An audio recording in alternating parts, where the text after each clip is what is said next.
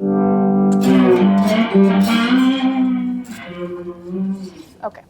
I'm ready.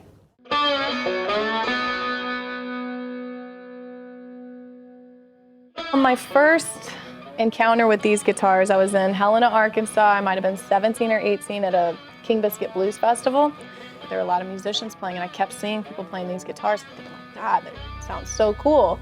It had such a raw, really interesting tone, and fast forward a few years later, I was playing there with my band, and I went out and I saw somebody selling them, and I just felt like it was like, oh, this is kind of like, you know, just good timing. I should just pick one up. And I plugged it into my show and people loved it. And I haven't been able to get rid of it since, you know, people really seem to like it and connect with it. And I love this guitar. This is the first one I ever got. It's a cigar box body, basically. And I mean, people make them all different kinds of ways. I've seen some really creative designs. You know, there's so many great builders who come out to the festival or come out to shows, and I've received a lot of these, and this is just, it's my favorite one.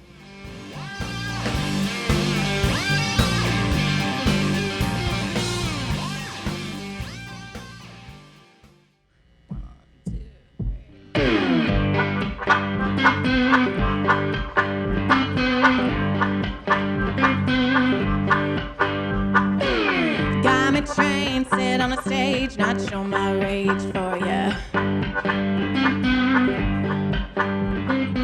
If we rewind a couple years, there was a guy in town named Collins Kirby, and he was putting on the New Orleans Cigar Box Guitar Festival, and he reached out to have me come and play it.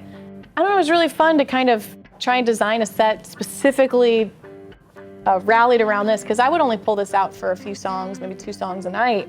It was fun and it went really well, and he wanted us to come back, and we said, well, why don't we partner with each other and do this together, and we brought it here to Chickie-Wawas, and we brought it to the Howlin' Wolf, and it's kind of this multifaceted event.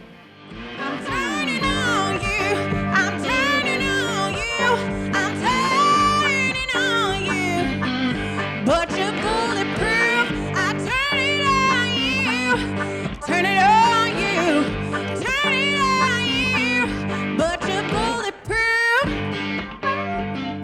It's really cool because it's not just musicians coming to play, there's builders that come. It's kind of like a workshop.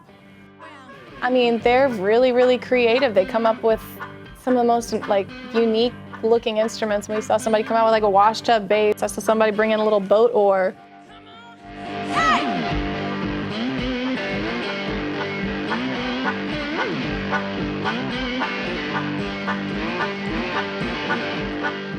The folklore behind this is like, it's a lot of homemade kind of ingredients, I guess. You know, people creating guitars out of stuff they have around.